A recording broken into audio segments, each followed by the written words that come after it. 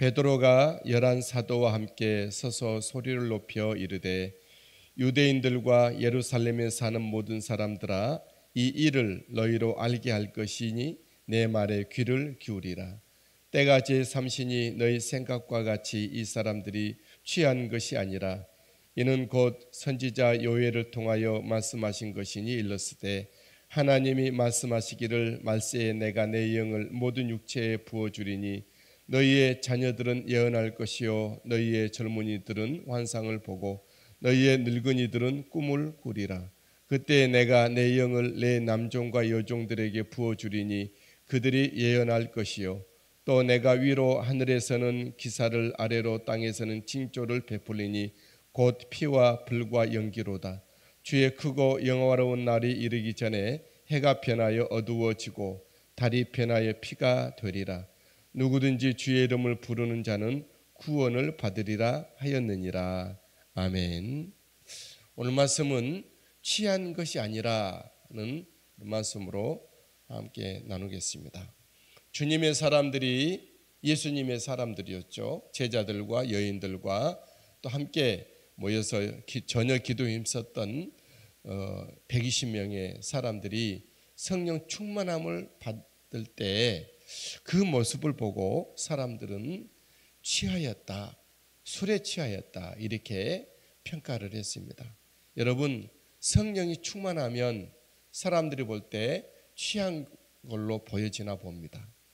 아마도 성령 충만하게 되면 늘 기뻐하고 늘 감사하고 부지런하고 움직이고 내 능력보다도 더 열심히 행하고 또 주님 한 분만을 바라보고 뭔가 항상 들떠있는 설레이는 그런 모습이어서 사람들이 볼 때 취하였다. 심지어는 여기 주님의 사람들이 외국어로 말을 했지 않습니까? 그들이 분명 사람의 눈으로 볼 때는 학문 없는 사람이었고 외국을 가본 적도 없고 학원도 안 다녔는데 어떻게 외국어를 할까? 이들은 분명 세술에 취하여서 말한다. 그렇게 사람들은 평가를 한 것이죠. 저와 여러분들이 성령 충만하여서 사람들로부터 약간은 이상하게 여겨지는, 약간은 들떠 보이고 설레 보이는 딴 세상을 사는 사람처럼 여겨져야 한다는 것이죠. 너무 내 생각이 많고 내 감정이 치우쳐 있고 내 어떤 연민에 함몰되어 있는 것은 성령 충만한 게 아닙니다. 육이 충만한 거죠. 저와 여러분들은 나를 잊어버리고 세상과 나는 관계없고 주만 보여지는 성령 충만한 은혜로 약간 취해 보여지는 성령에 취하는 우리가 되길 바랍니다. 주님의 사람들이 취하였다 이렇게 말하게 될 때에 베드로와 사도들이 이 사실을 정확하게 알려 말을 합니다. 베드로가 11 사도와 함께 서서 소리를 높여 이렇게 말하죠. 모든 사람들아, 이 일을 너희로 알게 할 것이니 내 말에 귀를 기울이라 하는 것이죠. 이 취한 것에 대해서 취하였다 여겨진 것에 대해서 내가 너희들에게 사실하여 알리겠다. 베드로와 사도들은 이 사실을 어떻게 알립니까? 이는 분명 취한 것이 아니다. 지금이 오전 9시인데 지금 취할 때가 아니다. 취한 것이 아니다. 때가 제3시니 성경에 나온 시간에다가 6시간을 더하면 우리나라 시간이 됩니다. 오전 9시가 되는 거죠. 때가 오전 9시인데 무슨 취하였다고 생각하느냐? 취한 것이 아니다. 그럼 이것은 무엇이냐? 이는 곧 선지자 요엘을 통하여서 예언하여 주신, 말씀하여 예언하여 주신 것인데 그 예언이 이루어진 거다. 선지자 요엘은 이제 요엘서를 말합니다. 어떻게 예언을 했을까요? 그날에 하나님의 영을 모든 육체에 부어주시겠다. 모든 육체에 말세에 내가 내 영을 모든 육체에 부어주겠다. 하나님의 영을 부어준 것이죠. 자녀들은 그래서 예언을 하고 젊은이들은 환상을 보고 늙은이조차도 꿈을 꾼다.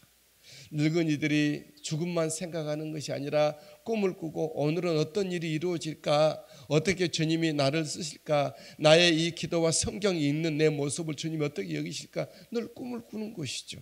젊은이들은 하나님의 큰 역사를 바라보고 자녀들은 미래에 장차 주님을 위해서 어떤 사람이 될 것에 대해서 예언을 하는 그런 일이 있겠다. 하나님의 영을 남종과 여종에게 부어줄 터인데 그들에게도 예언을 할 것이다.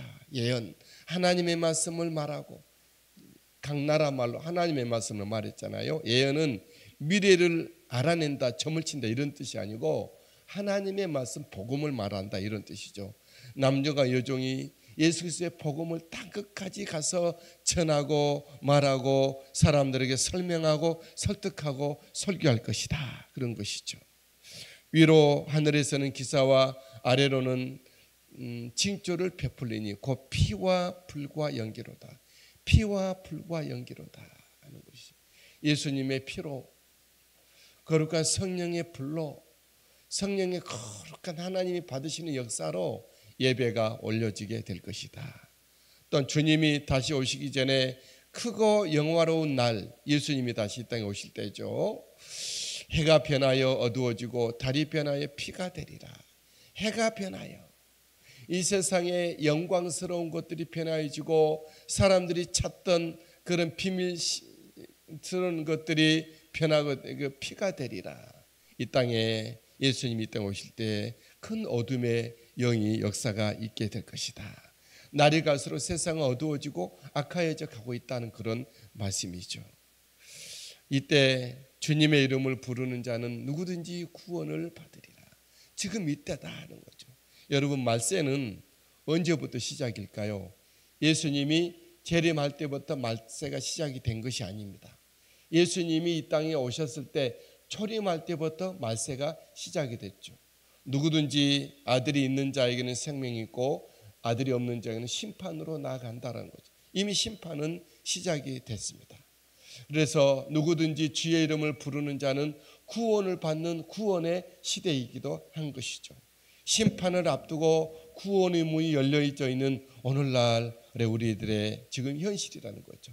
저 여러분들이 이 세상을 살아갈 때 주의 이름을 불러서 내 영혼도 구원받고 나의 인생의 삶도 구원을 받고 내가 하고 있는 일도 구원을 받고 내 연약하고 부족한 내 모습도 구원을 받고 주의 이름을 불러 그날 주님이 이 땅에 오시는 날 온전히 구원을 얻는 구원의 반열에 서는 저와 여러분들이 되시게 되기를 바랍니다. 날마다 주의 이름을 부르고 늘 모든 일에 매사에 주의 이름을 부르며 의탁하며 주님 앞에 주님과 함께 동행하는 오늘과 한날의 한 주간의 삶이 되기를 주님의 이름으로 축복합니다.